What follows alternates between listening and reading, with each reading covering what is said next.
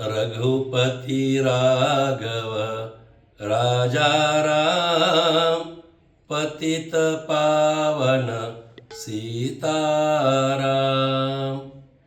आज मला फार मोठा आनंद होतोय आणि आश्चर्य वाटतंय।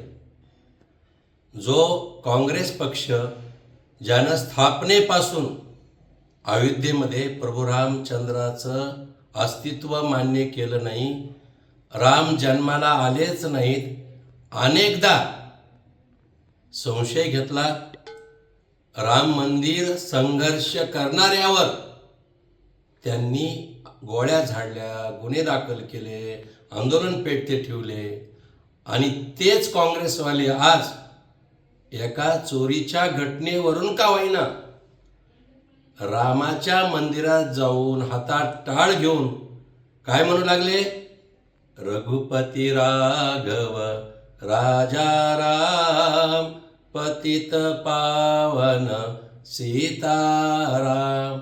आणि म्हणून भारतीय जनता पार्टी परिवार याच सेवाभावी दृढ भावनेतून राजकारण समाजकारण करत आला आणि म्हणून खरं हे यश काँग्रेसनं रामाचं नाव घेणं हे यश भारतीय जनता पार्टीचं आहे। आज कधी का होईना तो दिवस आला आणि काँग्रेसवाले हातात टाळ घेऊन रामाचं भजन करू लागले।